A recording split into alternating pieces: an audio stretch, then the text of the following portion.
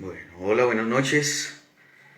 Estamos aquí apenas iniciando, esperando a que más personas se conecten, esperando a que más personas lleguen para poder dar inicio con la enseñanza del día de hoy.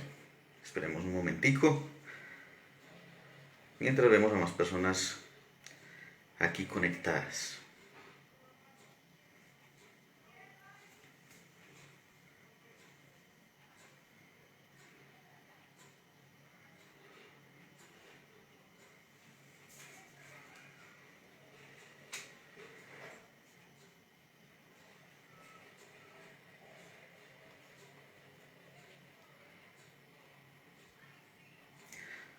Esperemos unos 2 minuticos más para poder dar inicio.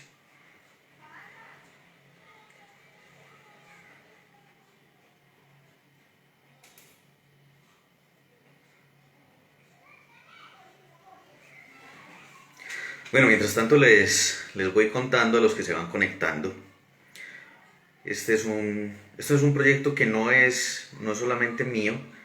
Mi esposa, que es la que está en el detrás de cámaras, ella ha sido también una gran motivación para iniciar con este proceso, con estas clases, con esta enseñanza. Creo que se han juntado dos cosas. Una, mis deseos de enseñar, y otro, los deseos que ustedes que están allá del otro lado puedan tener de aprender y de estar en constante crecimiento y en constante aprendizaje de la palabra de Dios. La palabra de Dios expresa en sí misma la mente de Dios, y Pablo la describe como insondable. No hay manera de medirla, no hay manera de encontrarle un límite a la mente de Dios. Entonces, siempre debemos de estar dispuestos a aprender, siempre debemos de estar dispuestos a encontrar algo nuevo en las Escrituras, porque fueron dadas a nosotros como las conocemos hoy en día hace casi 2000 años, terminadas, me refiero a con todas las cartas de los apóstoles, hace más o menos 2000 años. Y estoy seguro que en todo este tiempo la Iglesia de Dios no ha terminado de descubrir la maravillosa riqueza que hay en las Escrituras. Así que posiblemente las personas que están conectadas en este momento, hayan algunos que lleven años en el Evangelio, hayan algunas personas que sean cristianos desde hace muchísimo tiempo, pero muy seguramente van a empezar a descubrir y escuchar cosas que tal vez en algún momento no han escuchado, en otro momento de su vida no han escuchado. Y la idea es eso, es poder aprender, poder traer una enseñanza fresca, una enseñanza nueva, y en la medida en lo que eso pase, pues que todos tengamos un crecimiento, todos tengamos un desarrollo espiritual. Así que antes de comenzar, antes de dar inicio, bueno, les quiero contar también, esta es una serie de discipulado que viene en un formato de 3 niveles. Cada nivel consta de 16 clases, es decir, que si ustedes me van a seguir acompañando, nos vamos a estar viendo por mucho tiempo. Son un total de 48 clases. Y en la medida en la que empiezan a surgir dudas, en la medida en la que empieza a ver la necesidad de aprender más, que lo estaré viendo y lo estaré sondeando a través de la página, pues dependiendo de eso, entonces miraremos si además del discipulado empezamos a dar otras enseñanzas un poco más fuertes, como lo diría Pablo, con un poco más de carne. Porque a decir verdad, estas enseñanzas son leche, es para empezar como con ese proceso de desarrollo y de crecimiento espiritual. Entonces ahora sí, ya 7:04 de la noche en Colombia, entonces vamos a iniciar, y para hacerlo vamos a ponernos en manos de Dios. Señor, te damos gracias en esta noche por tu bondad infinita. Te damos gracias, Señor, porque nos permites entrar a tu presencia con gozo, con alegría, y nos permites a partir de allí, Señor, disfrutar de tu presencia y disfrutar de tu palabra. Gracias, Espíritu Santo, porque eres tú quien nos guías a toda verdad. Gracias, Cristo Jesús, porque tu sacrificio en la cruz nos permite disfrutar de esa compañía del Padre y de esa guía del Espíritu Santo. En Cristo Jesús. Amén. Bueno, entonces ahora sí, vamos a dar inicio a esta primera clase, esta primera enseñanza. Se llama la vida eterna. ¿Sí? Algunos o la mayoría de personas siempre se preguntan acerca de la vida eterna. Es algo que creo que la mayoría de las culturas tienen esa incógnita o esa gran duda, pero realmente la palabra de Dios nos responde todas las dudas que podamos tener respecto a esta y a muchas otras dudas que el ser humano se pueda encontrar. Por lo regular, las personas cuando piensan o cuando se les menciona vida eterna, lo primero que se les viene a la cabeza es la idea del cielo, ¿cierto? Vida eterna, no, pues cuando me muera. Vida eterna cuando sea el rapto de la iglesia, cuando vayamos en las nubes con Cristo y ya estemos con Él por la eternidad. Eso es vida eterna. Hoy vamos a descubrir realmente el concepto que la palabra de Dios tiene referente a la vida eterna, ¿sí? Y quiero que si tiene en qué apuntar, pueda empezar a anotar los versículos que vamos a hablar hoy. Quiero que pueda empezar a disponer de una libreta de apuntes, que pueda empezar a conservar lo que vamos a ir estudiando y que de esa manera usted pueda hacer como los cristianos de Antioquía, que ellos, aunque eran enseñados por Pablo, que era un grandísimo maestro, después de que Pablo se iba, ellos se quedaban mirando. Se quedaban mirando las escrituras a ver si lo que les enseñaba Pablo era cierto. Así que yo le invito a que haga lo mismo, que apunte los versículos y luego usted solo se siente en su casa y empiece a mirar si realmente lo que yo le estoy enseñando está en la palabra o no. Además, al final de cada lección, incluyendo esta, yo les voy a publicar, apenas terminemos la transmisión, voy a publicar una hojita con unas preguntas. Lo ideal es de que usted pueda responderlas, si desea en su casa o si desea en los comentarios que permite Facebook, para que sea una retroalimentación para usted, para que usted mire si entendí o no entendí esta enseñanza.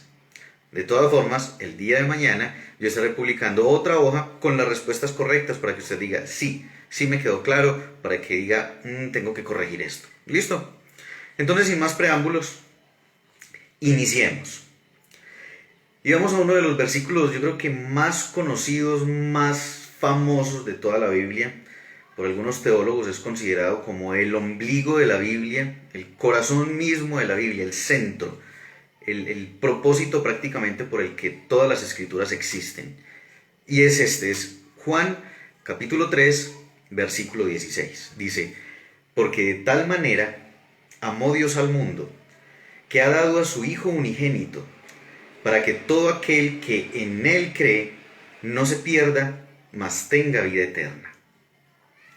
Es un versículo maravilloso, una de las promesas más grandiosas que encontramos en las Escrituras, pero que realmente la religiosidad y el tradicionalismo lo han reducido a la mínima expresión. Tanto de que es un texto que se utiliza mayormente en el evangelismo, para hablarle a las personas que no conocen de Cristo, para hablarle a las personas que no tienen ningún conocimiento de Dios, y se les habla de esto, y no está mal. La cuestión es que hemos dejado de usarlo para la iglesia, para los ya creyentes, porque no hemos absorbido y dimensionado todo lo que está condensado allí. Así que una de las cosas que quiero que aprendan es que la mejor forma de uno estudiar la palabra de Dios es con ella misma. Es decir, la Biblia se interpreta a sí misma. La palabra de Dios nos permite con un versículo interpretar otro que no entendemos o ampliar otro que tenemos una idea corta de él. Entonces permitamos que la palabra de Dios se interprete a sí misma. Dice, de tal manera amó Dios al mundo, que ha dado a su Hijo unigénito, para que todo aquel que en Él cree no se pierda. Uno habla de perderse cuando uno va para un destino en particular, cuando uno traza un destino, un sitio para llegar, pero toma el camino equivocado, ¿sí? Si no, no podríamos hablar de que se pierde, porque si no va para ningún lado, no está perdido en realidad. Pero si tenemos un destino fijado y tomamos la vía equivocada, ya nos perdimos. ¿Listo? Entonces, ¿qué nos dice la palabra de Dios respecto a eso? Vamos a Juan 14:6. Dice, Jesús le dijo, yo soy el camino, la verdad y la vida. Nadie viene al Padre sino por mí. Entonces ahí encontramos dos cosas. Una, ya encontramos el destino, que es el Padre. ¿Sí? Ya sabemos hacia dónde desea Dios que vayamos, hacia Él mismo. ¿Sí? Pero ya encontramos cuál es el camino para no perdernos. Y ese camino dice que es Jesús. Ese camino es Cristo. Entonces pongámoslo de nuevo en Juan 3:16. De tal manera amó Dios al mundo que ha dado su Hijo unigénito para que todo aquel que en Él cree vaya por ese camino que es Cristo y pueda llegar al Padre. De esa manera no se va a perder. ¿Sí?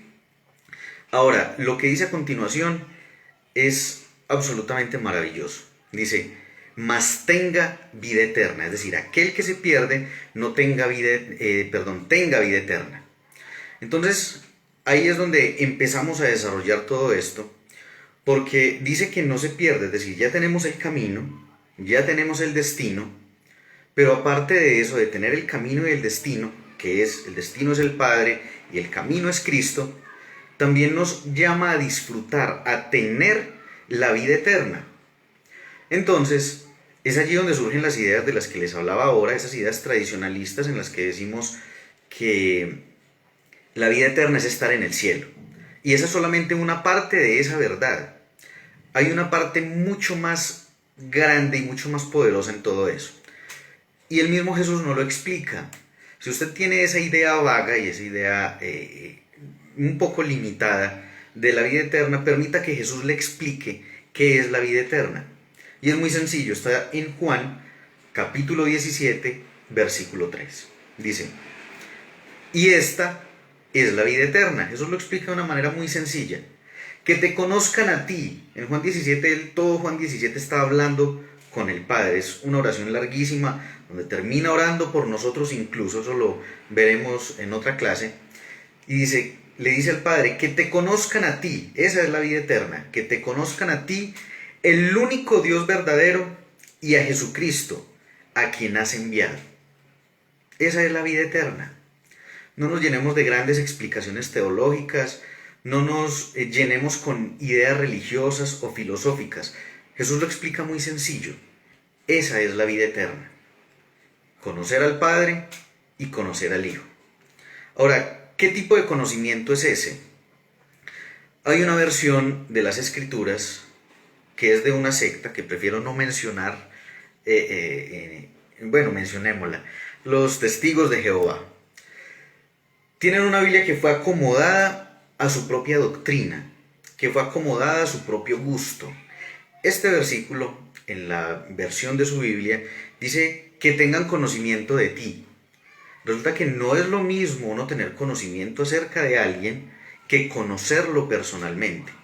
De hecho, nos damos cuenta de que está mal traducido, porque en el griego original, la palabra que está utilizada ahí por que te conozcan, por conocimiento, es una palabra que es utilizada también en Mateo 1, 24 y 25, donde dice, y despertando José del sueño, está hablando de José, el esposo de María, el padre putativo de Jesús, dice, y despertando José del sueño, hizo como el ángel del Señor le había mandado, y recibió a su mujer, pero no la conoció. Esa palabra conoció se refiere a intimidad, y es la misma palabra que se utiliza en Juan 17, 3.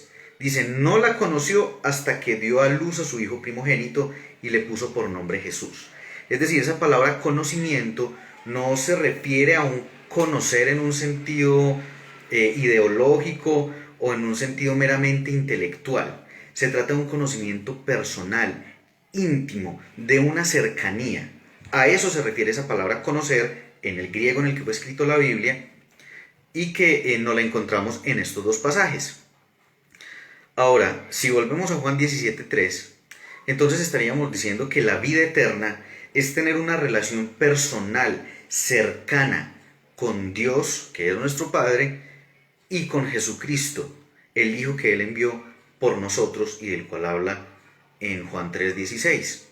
Todo esto lo hacemos aquí en la tierra con la compañía del Espíritu Santo que permanentemente nos está alimentando y nos está llenando y nos está hablando, ¿cierto?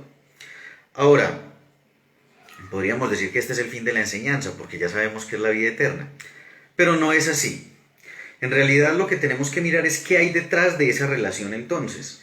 Si nos estamos relacionando correctamente con el Padre, si tenemos la relación correcta con Jesucristo, realmente como creyentes y como hijos de Dios, sí estamos disfrutando de esa vida eterna, porque de acuerdo a lo que dice este pasaje, esa vida eterna no se empieza a disfrutar en el cielo, se empieza a disfrutar desde aquí, porque es aquí donde nosotros tenemos esa relación con el Padre. Desde el momento en el que nosotros recibimos a Cristo en nuestro corazón, desde ese mismo momento usted y yo tenemos libre acceso ante el trono de la gracia para poder hablar con el Padre, para poder hacer uso de ese mediador que es Jesucristo, para poder disfrutar de la presencia del Consolador que es el Espíritu Santo. Así que desde que usted recibe a Cristo empieza a disfrutar de esa vida eterna y de todos los beneficios que tiene la vida eterna.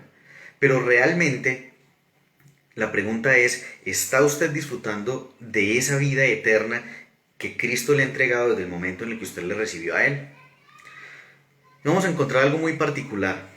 Está en Gálatas, si usted está tomando nota, Gálatas capítulo 1, versículo 4. Dice, el cual, se está refiriendo a Jesús, el cual se dio a sí mismo por nuestros pecados, para librarnos del presente siglo malo, conforme a la voluntad de nuestro Dios y Padre. Entonces, aquí encontramos algo muy interesante, y es que cuando usted estudie las Escrituras, es otra cosa que quiero que aprenda, cuando estudie las Escrituras, cuando usted lea un pasaje, para usted le sea un poco confuso, hágase estas tres preguntas. Podríamos hablar de muchas más, pero inicialmente hablemos de estas tres preguntas. 1. ¿Quién lo está diciendo? 2. ¿A quién se lo está diciendo? Y 3. ¿Por qué lo está diciendo? Entonces, acá cuando Pablo le escribe a los Gálatas, bueno, ya sabemos quién lo dice, lo está diciendo Pablo. ¿Se lo está diciendo a quién? A los Gálatas, la iglesia que se encontraba en una ciudad que se llamaba Galacia. ¿Por qué se los está diciendo? Cuando Pablo escribe la carta a los Gálatas, lo hace bastante enojado, porque si conocen la historia de Pablo, Pablo fue un maestro entre los fariseos, fue un hombre que fue enseñado y adoctrinado por Gamaliel, que era un hombre con un gran conocimiento, con una gran instrucción en la ley, era como el Harvard de la ley en ese tiempo, y fue el maestro de Pablo. Luego Pablo, cuando tiene el encuentro personal con Cristo, deja de ser un maestro de la ley para convertirse en un maestro de la gracia. Entonces, esta gente en Galacia, los Gálatas, habían sido instruidos por él en la gracia del Evangelio de Cristo. Y resulta que el enojo de Pablo se debe a que ellos, dentro de esta comunidad de Galacia, habían algunas personas que eran de origen judío, otros eran de origen gentil. Estos de origen judío se habían dejado persuadir por otros judíos de corriente farisaica para volver nuevamente a las raíces de la ley. Entonces, Pablo se disgusta muchísimo porque incluso el pasaje donde les dice, oh Gálatas insensatos, nos lo tradujeron de una manera muy decente en español, porque en realidad en griego él dice es, oh Gálatas estúpidos. Yo sé que puede sonar muy fuerte, pero así se los dijo. De hecho, el lenguaje que él utiliza en griego fue muy fuerte porque estaba bastante enojado con ellos. Estaba muy disgustado porque renunciaron a las bondades de la gracia para querer empezar de nuevo a cargar la pesada carga de la ley. Cuando él les está escribiendo aquí esto, les dice, el cual Cristo, se está refiriendo a Cristo, Gálatas 1:4, el cual se dio a sí mismo por nuestros pecados, para librarnos, en griego dice, del sistema corrupto actual. Acá lo tradujeron como del presente siglo malo, pero en realidad habla del sistema corrupto actual.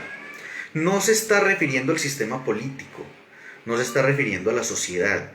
Como él les está hablando en todo el global de la carta acerca del abandono que ellos están teniendo de la gracia para caminar en la religiosidad de la ley, a lo que él se está refiriendo es a eso, precisamente a que a que ya Cristo nos había librado de ese sistema religioso que estaba montado, donde las tradiciones eran más importantes que la palabra de Dios. De hecho, en Marcos 7, Jesús, en una confrontación con los fariseos, les dice que ellos le están dando más importancia a las tradiciones que a la palabra. Y con esto es con lo que se está enfrentando ahora Pablo, con un grupo de judaizantes que quieren volver a implantar esas tradiciones que ni siquiera iban respaldadas realmente por la palabra de Dios, implantarlas de nuevo en Galacia. ¿Y qué tiene que ver todo esto? Tiene que ver en que si Cristo ya había establecido el camino para llegar al Padre y para tener una relación personal con Él, ¿para qué iban a retroceder de nuevo el camino de la religiosidad y el tradicionalismo? Ahora, ¿cómo aplicamos eso entonces en nuestras vidas hoy en día? Desafortunadamente, dentro de la iglesia cristiana, se han infiltrado desde hace décadas atrás, tal vez podríamos hablar hasta de siglos atrás si lo tomamos desde el mismo Lutero, se han venido infiltrando una cantidad de enseñanzas erróneas, que a alguien se le ocurrió en algún momento decir, tomar un versículo de la Biblia y decir, esto quiere decir esto, pero sin tomarlo en un contexto realmente, como les explicaba ahora, que la palabra se interpreta a sí misma, sino que toman un texto, lo aíslan y lo enseñan y lo entregan como si fuera realmente la verdad de Dios. Y la iglesia ha venido caminando en esa religiosidad y en ese tradicionalismo, igual que querían caminar los Gálatas, cuando realmente Cristo, como dice ahí, Él se dio por nuestros pecados para librarnos precisamente de eso, de la religiosidad del sistema actual que hay. Lo había en ese tiempo y lo hay también hoy en día, es decir, es una palabra que está vigente para nosotros. Y lo más fuerte de esto es que dice que eso que hizo Cristo por nosotros es la voluntad de nuestro Dios y Padre. ¿Para qué? Para que podamos disfrutar de la vida eterna, que es esa relación personal con Él. La ley de hecho no permitía que las personas tuvieran ese acercamiento con Dios, porque había una cortina que impedía el paso del resto de las personas al lugar santísimo. Para poder tener ese encuentro con Dios, solamente el sumo sacerdote podría entrar allí una vez al año. Y si entraba con el más mínimo pecado, allí moría. En cambio nosotros hoy tenemos la facultad, el poder, la bendición de entrar directamente a Dios sin ningún intermediario, solamente con Cristo que es nuestro mediador. Podemos entrar a ese lugar santísimo, a la presencia de Dios, pero aún así estamos poniendo una barrera, aun cuando ya Cristo rasgó el velo en dos cuando murió, nosotros mismos estamos poniendo una barrera que es la religiosidad, estamos poniendo una barrera que es el tradicionalismo y que no nos permite disfrutar de esa relación que el Padre desea que tengamos con Él. De hecho, esa relación entre Dios y el ser humano se rompió desde el huerto del Edén, cuando el hombre desobedeció. Y desde entonces Dios ha querido restablecer esa comunión, que es precisamente lo que estamos hablando hoy, que es la vida eterna. Dios ha querido restablecer eso, lo restablece a través de Cristo, pero el ser humano sigue interponiendo barreras religiosas, sigue interponiendo barreras tradicionalistas. ¿A qué me estoy refiriendo con esto? Me estoy refiriendo al tipo de enseñanzas en el que se siembra duda y temor en el corazón de las personas para tener realmente esa relación que deberíamos de tener con el Padre. Me refiero al tipo de enseñanzas que nos plantean a un Dios casi que un psicópata. ¿Cómo que un psicópata? De acuerdo a la ciencia, la psicopatía es aquel problema que tienen estas personas que les impide empatizar con otros.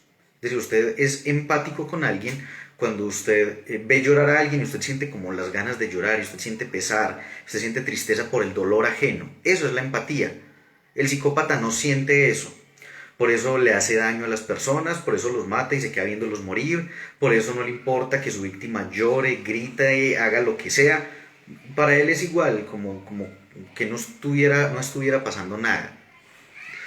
Y entonces la religiosidad nos ha llevado a ver a Jesús y al Padre de ese modo, como un psicópata, alguien que nos ve sufrir, que nos pone a sufrir y que se queda simplemente mirando la escena como si nada. De hecho, se nos ha enseñado incluso que es el mismo Dios el que nos pone ese sufrimiento.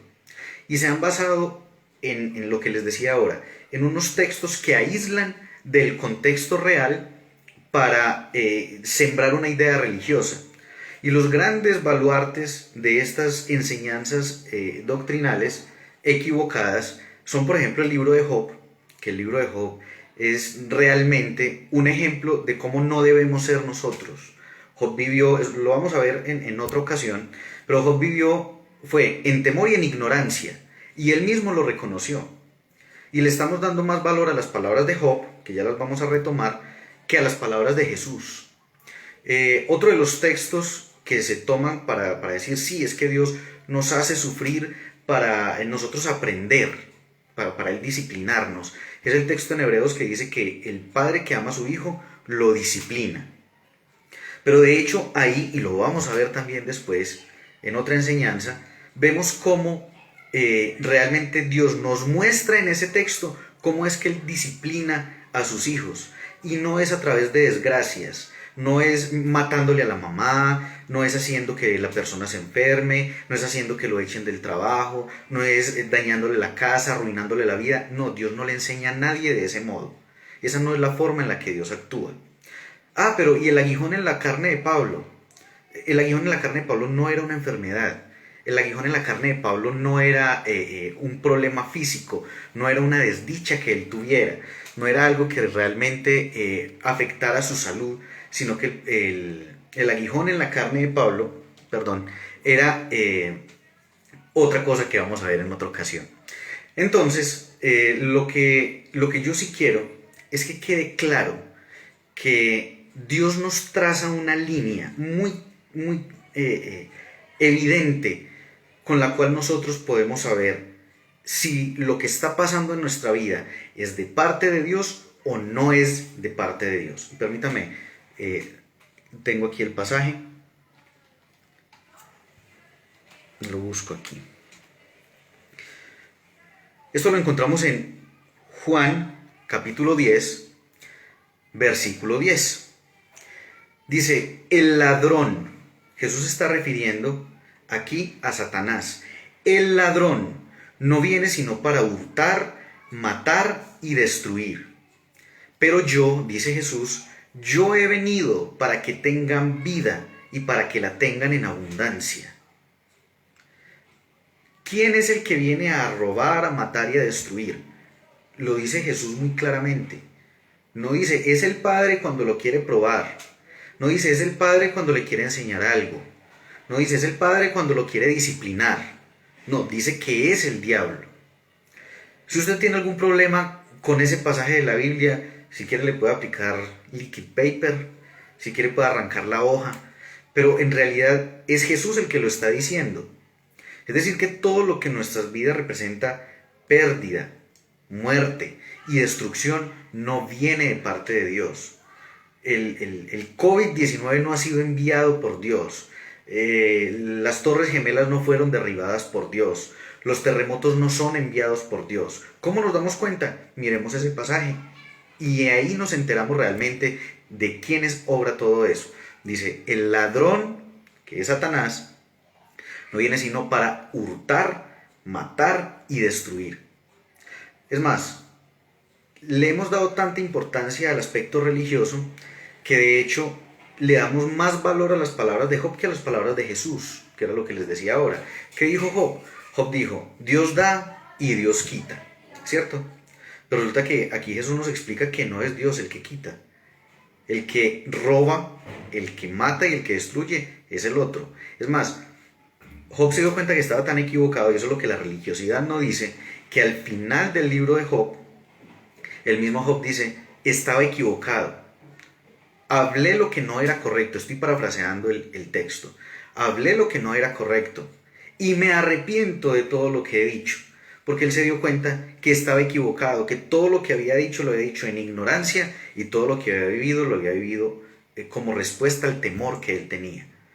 Así que dejemos de darle tanta importancia a Job y démosle más importancia a Jesús, que creo que debe tener mayor autoridad espiritual que Job. Creo yo, ¿no? Es lo que nos muestran las Escrituras. Ahora, teniendo muy claro este concepto, yo quisiera que miráramos 1 Corintios 6:17. Dice, la persona que se une al Señor es un solo espíritu con Él. ¿Con quién más compara Jesús, o compara mejor las Escrituras, la unidad de dos seres? Lo compara también con el matrimonio, ¿cierto? Dice que cuando el hombre y la mujer se unen, son una sola carne. Ahora, quiero hacerle una pregunta. Si usted, a las señoras, si usted tiene un esposo que hoy la trata muy bien, hoy le lleva el desayuno a la cama, la llena de besos, pero al día siguiente la tira a rodar por las escalas porque quiere ponerla a prueba, a ver usted cómo reacciona.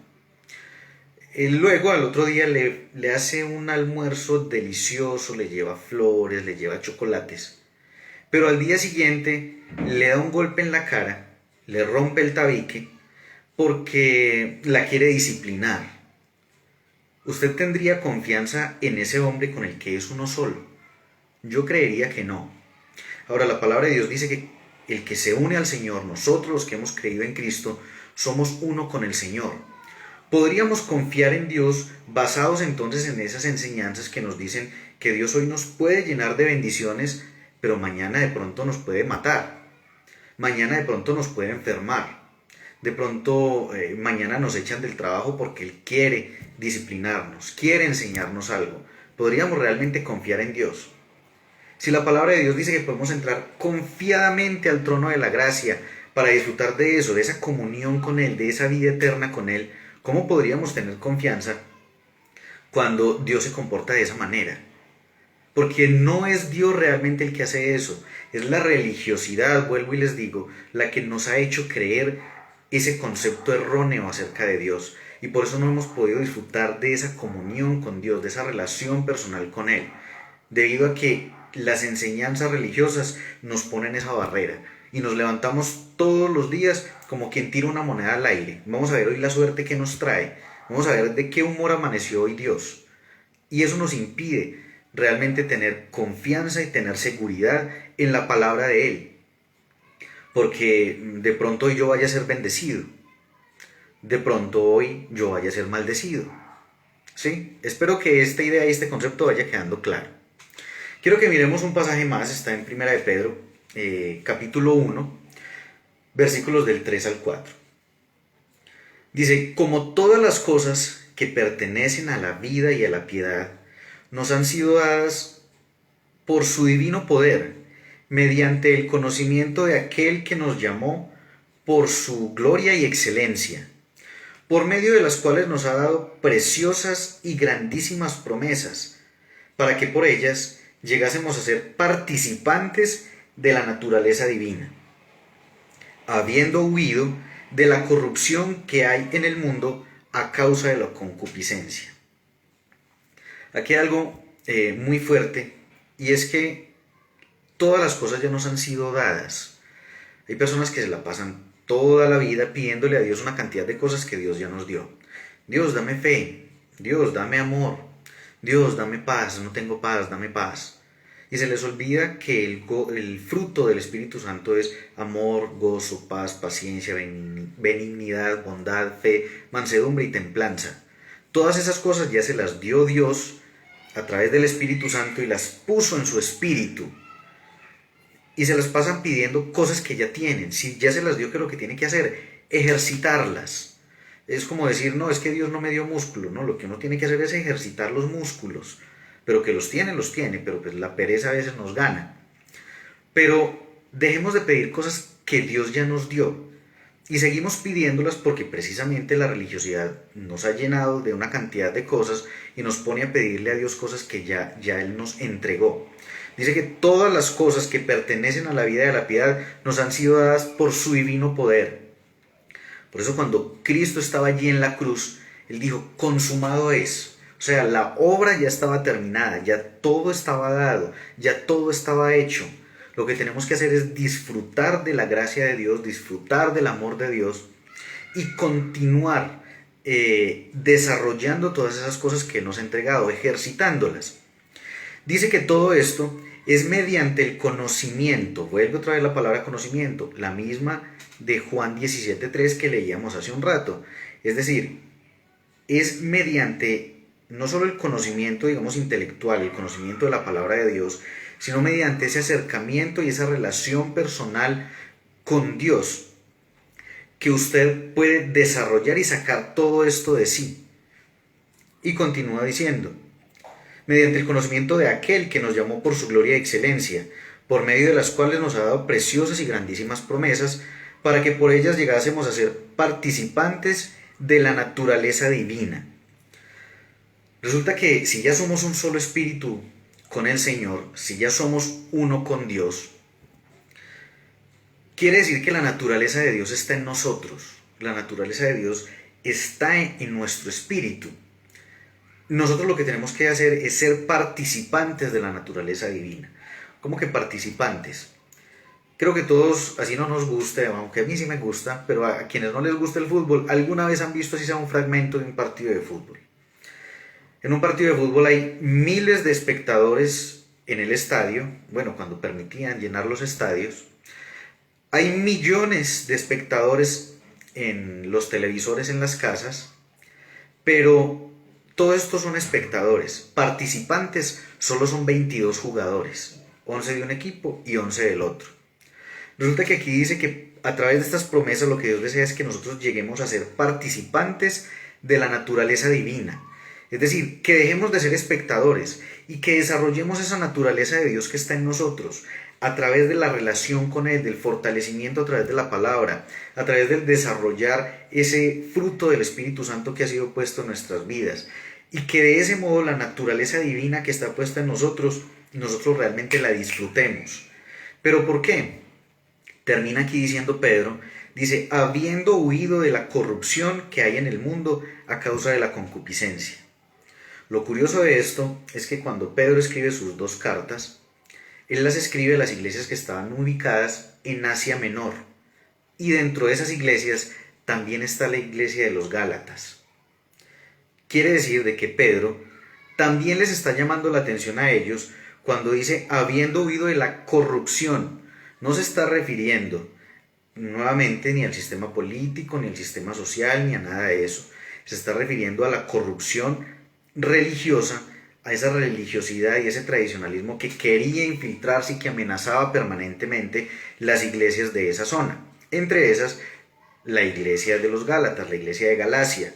Nuevamente, primero fue Pablo, ahora es Pedro quien les llama la atención, diciéndoles, ojo, ojo con la religiosidad, ojo con ese sistema corrupto, ojo con ese sistema que ya tuvimos que haber dejado atrás porque ahora estamos caminando en la gracia de Dios.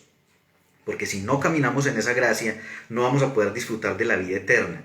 Nos la pasaremos esperando a que algún día nos muramos o a que algún día de pronto llegue Cristo y nos saque de penas, y como dice aquel rezo tradicionalista también, y nos lleve a descansar. Porque ese es el único descanso para la persona que la única esperanza que tiene es la vida eterna, ese concepto religioso de la vida eterna.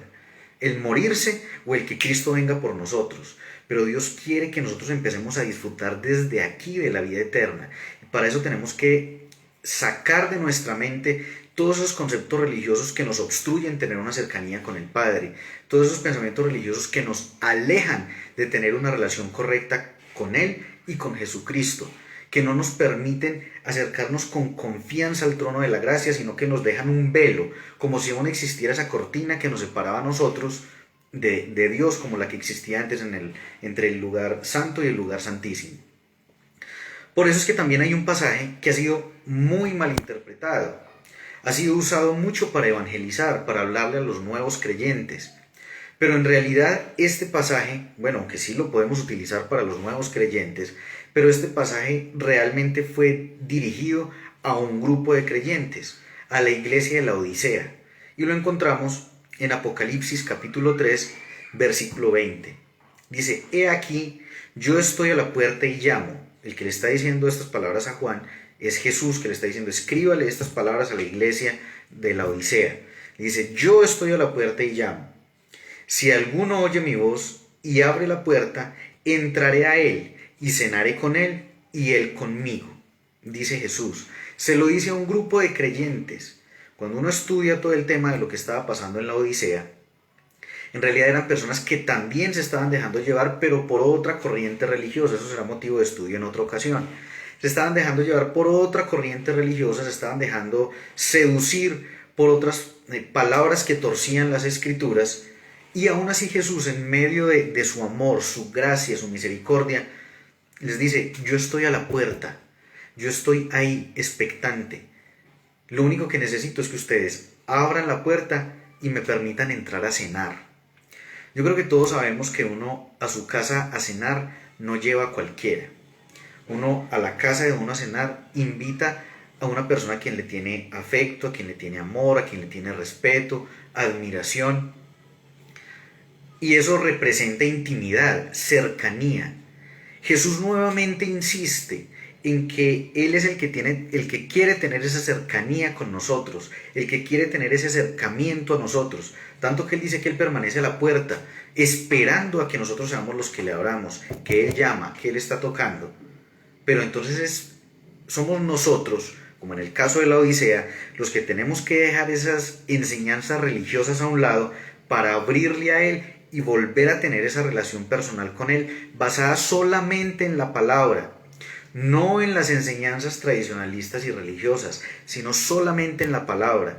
Y de ese modo podremos, como lo hizo Juan en la última cena, recostarnos en el regazo de Jesús, podremos descansar en Dios, podemos abandonarnos en sus brazos y tener la relación correcta que Dios desea que tengamos realmente con Él. Y de ese modo podremos, ahí sí, disfrutar de la vida eterna que Él tiene para nosotros en Cristo Jesús. Nos damos cuenta entonces de que la vida eterna no es solamente ir al cielo, porque ya eso de entrada es un privilegio enorme, pero pasaría como, no sé, las personas que están en este momento conectadas, de donde sean, el Palacio Presidencial aquí en Colombia se llama la Casa de Nariño. Si a mí me llamaran y me dijeran que me fuera a vivir a la Casa de Nariño sin tener que pagar nada, pues sería un privilegio enorme para mí. Es la casa más importante que hay en este país.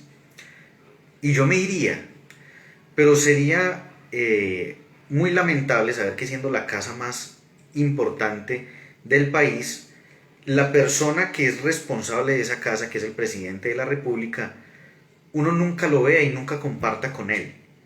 Y esa es la idea que la religiosidad ha llevado a las personas, que la vida eterna es eso, estar en el cielo, pero no tener esa relación y esa cercanía con el Padre. Por eso están esperando a morirse para poder disfrutar la vida eterna. Pero esa cercanía y esa relación y esa intimidad con Dios y con Jesucristo la podemos tener desde aquí, desde la tierra, entendiendo realmente lo que dice la palabra acerca del Padre, acerca del Hijo, acerca del Espíritu Santo, quitando todo velo religioso, quitando todo estorbo de temor, quitando toda sombra de duda y yendo realmente a lo que la palabra de Dios, las Escrituras, nos enseñan acerca de la Trinidad de Dios, acerca del amor del Padre, de la obra de Jesucristo y acerca de ese trabajo maravilloso que hace el Espíritu Santo permanentemente con nosotros los creyentes y con la Iglesia de Cristo. Yo espero que esta enseñanza haya sido de edificación para ustedes, que haya dejado sembrada una semilla en sus corazones. Si ha sido de bendición para ustedes, por favor replíquenla, compártanla en otros grupos, compártanla en su perfil. A continuación, inmediatamente termine la transmisión, voy a compartir la hoja de preguntas para que usted la mire, la revise, la conteste si desea, como le decía al principio, en un cuadernito, si la quiere responder ahí en los comentarios que permite hacer el Facebook. Y mañana estaré publicando la hojita con las respuestas para que usted mire si respondió correcta o incorrectamente. Espero que haya sido de mucha bendición para usted, espero que haya sido de alimento para su espíritu, y nos veremos entonces el próximo jueves con otra enseñanza que se llama la salvación por gracia.